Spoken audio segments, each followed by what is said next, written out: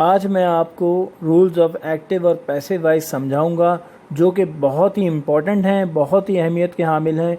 और अगर इनको आप याद कर लेते हैं तो आप बाआसानी एक्टिव से पैसिव वॉइस में या पैसिव से एक्टिव वॉइस में सेंटेंस को कन्वर्ट या तब्दील कर सकते हैं आसानी के साथ। अब आप ये देखें, बहुत ही आसान तरीके से मैंने ये रूल्स लिखे हैं, आपके लिए बनाए हैं। ये देखें आप, पहला रूल इसका ये है जो आपको हर सेंटेंस में पैसिव वॉइस के करना होगा। ये पैसिव वॉइस का पोर्शन है, ये एक्टिव वॉइस का पोर्शन है। देखें आप, ऑल सेंटेंस थर्ड फॉर्म में होंगे, यानी थर्ड फॉर्म वर्ब लगानी है, या इसको पास्ट पार्टिसिपल फॉर्म भी कहते हैं हम लोग, इसको पैसिव पार्टिसिपल फॉर्म भी कहते हैं, यानी तीनों इसके एक ही चीज़ के नाम हैं। आपको हर सेंटेंस के पैसिव वॉइस में क्या यूज़ करना है, थर्ड फॉर्म वर्ब या पास्ट पार्टिसिपल फॉर्म या पैसिव पार्टिसिपल फॉर्म। आप इसके नाम से भी देख सकते हैं कि इसका नाम भी पैसिव पार्टिसिपल भी दिया गया है। सेकंड रूल देखिए आप, जितने भी कंटिन्यूस टेंस हैं उसमें आप वर्ड यूज़ करेंगे BEING बीइंग का, जो ये जाहिर करेगा कि ये सेंटेंस कंटिन्यूस है, जो चल रहा है, जारी है, ING फॉर्म है। क्योंकि इसकी रीज़न क्या है, देखें फर्स्ट से आप कंपेयर कर सकते हैं। फर्स्ट में आपको ये बताया कि तमाम वर्ब की फॉर्म किस में आएंगी, थर्ड फॉर्म में आएंगी, या पास्ट पार्टिसिपल या पैसिव पार्टिसिपल। तो इसका मतलब ये जो आप कंटिन्यूस फॉर्म में यूज़ करते हैं ING फॉर्म वर्ब की, तो वो यूज़ नहीं हो सकती। तो आपको जाहिर करने के लिए सेकंड रूल भी अप्लाई करना पड़ेगा, जिससे जाहिर होगा कि वो सेंटेंस कंटिन्यूस का है। थर्ड रूल देखें अब आप, third rule present simple tense के लिए। प्रेजेंट सिंपल टेंस जब भी हम कन्वर्ट करेंगे पैसिव वॉइस के अंदर, तो उसमें हम 3 वर्ड्स यूज़ करेंगे, is, are, am, according to the subject. जो हम ऑब्जेक्ट को सब्जेक्ट बनाएंगे उसके according is, am, are use करेंगे। ये मैं आपको नेक्स्ट लेसन में समझाऊंगा किस तरह आप रूल्स को अप्लाई करेंगे। पास्ट सिंपल में देखिए, पास्ट सिंपल टेंस में हम लोग सेकंड फॉर्म वर्ब लगाते हैं, आप देखते हैं एक्टिव वॉइस में। पैसिव वॉइस में जब कन्वर्ट होगा तो आप थर्ड फॉर्म तो सब में लगा रहे हैं, उसके साथ साथ वॉज और वर का इस्तेमाल करेंगे, जो ये जाहिर करेगा ये पास्ट सिंपल टेंस है। थर्ड के बाद फिफ्थ रूल देखिए आप, फ्यूचर सिंपल में हम विल और शैल लगाते हैं एक्टिव में, हम इसको कन्वर्ट कर देंगे सिंपल विल बी और शैल बी के अंदर। सिक्स रूल पे आप फोकस कीजिए, इज़, एम, आर ही रहेगा। इज़, एम, आर हम कहाँ लगाते हैं, प्रेजेंट कंटिन्यूस टेंस में लगाते हैं। तो इज़, एम, आर एक्टिव में भी सेम और पैसिव में भी सेम रहेगा। इसी तरह पास्ट कंटिन्यूस में हम वॉज का वर का इस्तेमाल करते हैं, जो पैसिव वॉइस में भी वॉज और वर ही रहेगा, चेंज नहीं होगा। अब आप ये देखें, परफेक्ट टेंसेस के ये वर्ड हेल्पिंग वर्ब्स लिखे हुए हैं। हैज़ और हैव अगर होगा, इट मीन्स ये प्रेजेंट परफेक्ट की बात हो रही है, तो इसको हम कन्वर्ट किस में करेंगे, हैज़ बिन और हैव बिन के अंदर। अगर हैड है, इट मीन्स पास्ट परफेक्ट है, तो हम हैड बिन कर देंगे इसको। अगर विल हैव या शैल हैव है, इसका मतलब ये फ्यूचर परफेक्ट टेंस है, तो हम इसको किस में कन्वर्ट करेंगे, विल हैव बिन और शैल हैव बिन में कन्वर्ट करेंगे। शुड हम चेंज करेंगे शुड बी में, बहुत ही आसान है, आप समझ सकते हैं इसको। शुड हैव को भी बहुत आसानी से आप कन्वर्ट कर लेंगे, शुड हैव बिन हो जाएगा। मे को मे भी कर देंगे आप। हु को आप क्या करेंगे, बाय हुम, कि किसके ज़रिए हुआ, क्योंकि हम पैसिव वॉइस की बात कर रहे हैं।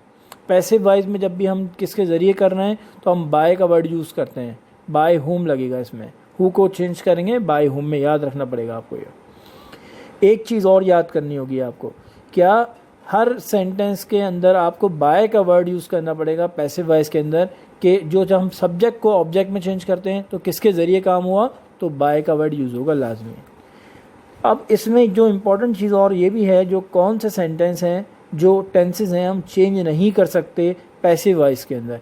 फ्यूचर कंटिन्यूस टेंस को हम देखते हैं, चले ये चेंज नहीं कर सकते।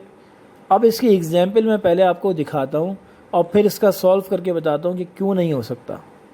He will be doing homework, वो अपना काम कर रहा होगा, अपना होमवर्क कर रहा होगा। इसको अगर हम सॉल्व करते हैं तो ये देखें, होमवर्क जो है फर्स्ट पोजीशन पे आ जाएगा, होमवर्क विल बी, और हमने आपको कंटिन्यूस टेंस का रूल समझाया है कि बीइंग का वर्ड लगेगा। आप ऊपर जाके देख सकते हैं, ये लिखा हुआ है BEING बीइंग, ये देखें आप, ये लिखा हुआ है। अब हम बीइंग का वर्ड लगा रहे हैं, ये देखें आप, तो क्या आंसर बनेगा इसका, ये आपको आंसर दिखाता हूँ, एक मिनट रुकें। ये रहा, ये आंसर इसका होगा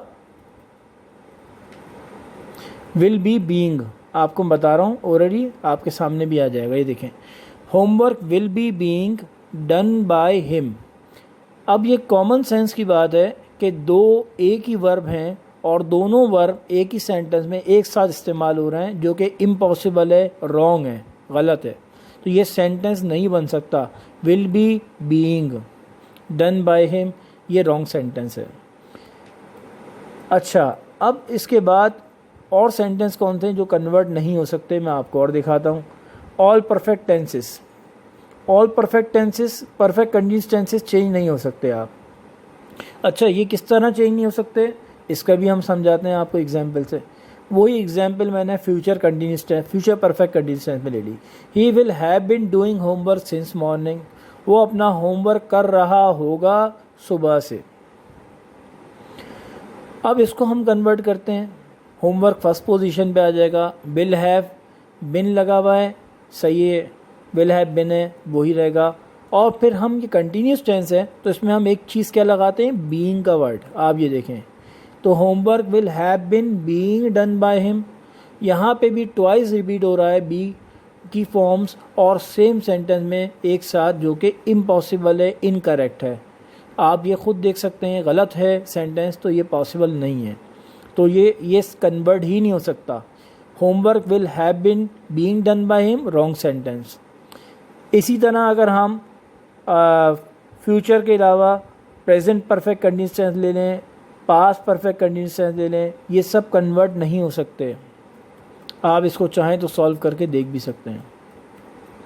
अब बात करते हैं इम्पेरेटिव सेंटेंस की। इम्पेरेटिव सेंटेंस किसे कहते हैं हम? इम्पेरेटिव सेंटेंस वो होता है जिसमें दो चीज़ें दी हुई होती हैं आपको, वर्ब प्लस ऑब्जेक्ट। इसमें सब्जेक्ट होता ही नहीं है, सीधा सीधा आपको कहा दरवाज़ा खोल दो, फॉर एग्जाम्पल ये लिखा हुआ है ओपन द डोर। इसमें सब्जेक्ट नहीं है कि आप दरवाज़ा खोल दो या वो दरवाज़ा खोल दे या मैं दरवाज़ा खोल रहा हूँ, कोई भी ऐसी चीज़ नहीं है इसमें सीधा है ओपन द डोर। तो इसको हम कैसे सॉल्व करते हैं? इसका सोल्यूशन ये है कि हम इसके अंदर एक वर्ड है LET, लेट का इस्तेमाल करते हैं। फर्स्ट पोजीशन में जब भी आपको इम्पेरेटिव सेंटेंस दिया होगा, आप सेंटेंस को देखेंगे वर्ब और ऑब्जेक्ट दिया हुआ है, इसका मतलब इम्पेरेटिव सेंटेंस है। तो आप क्या करेंगे, पहले ही आप उसको सॉल्व करने के लिए लेट का वर्ड लिख देंगे। ये देखें, फर्स्ट पोजीशन पे आपने लेट लिख दिया। इसके बाद आपको पता है क्या होता है, ऑब्जेक्ट लिखते हैं आप। ऑब्जेक्ट का वर्ड, ऑब्जेक्ट क्या है इसके अंदर, द डोर। सब्जेक्ट तो है ही नहीं, ऑब्जेक्ट ही आएगा इसमें, तो ऑब्जेक्ट को हम वैसे भी फर्स्ट पोजीशन पे लाते हैं, लेकिन यहाँ लेट पहले आएगा, इसके बाद क्या, ऑब्जेक्ट आएगा, लेट प्लस द डोर। और फिर हम थर्ड पोजीशन पे क्या लाएंगे, बी का word, BEB, let the door be, और प्लस थर्ड फॉर्म वर्ब आपको बताया गया कि हर पैसिव वाइज में आएगा, तो क्या होगा, late the door be opened. तो ये इस तरह सॉल्व हो गया आपके सामने, देखें आप। अब आप सेकंड एग्जाम्पल देखें, डोंट डू इट अगेन। ये नेगेटिव सेंटेंस है। फर्स्ट आपने क्या, लेट लगा दिया, उसके बाद इसमें ऑब्जेक्ट क्या है, इट है, आपने इट लगा दिया। फिर इसके बाद नेगेटिव सेंटेंस है तो लाजमी तौर की बात है आपको नॉट का वर्ड लगाना पड़ेगा, लेट इट नॉट। और फिर क्या है, बी का वर्ड यूज़ करेंगे, आप ऐड करेंगे, और फिर प्लस थर्ड फॉर्म वर्ब हम यूज़ करेंगे इधर, जो कि डू की थर्ड फॉर्म डन हो जाएगी अगेन। बाकी इसके बाद ये वर्ड आ जाएगा, ये सेंटेंस कंप्लीट हो गया। तो सेंटेंस क्या बना, let it not be done again, ये इम्पेरेटिव सेंटेंस है। अब हम ये फाइनल इसका रूल समझ लेते हैं कि मॉडल्स के बारे में। Can, could, will, shall, may, might, would, must, have to, had to, ought to, had better, ये सब एक्टिव वाइज में। हम इनको कन्वर्ट करने के लिए क्या करते हैं, अगर कैन हमें दिया होगा तो हम सीधा सीधा कैन भी कर देंगे, कुड है तो कुड भी, हम सब में बी का वर्ड लगा देंगे सीधा। तो ये आंसर क्या हो जाएगा, can be, could be, will be, shall be, may be, might be, would be, must be, have to be, had to be, ought to be, had better be. तो ये है आज का लेक्चर।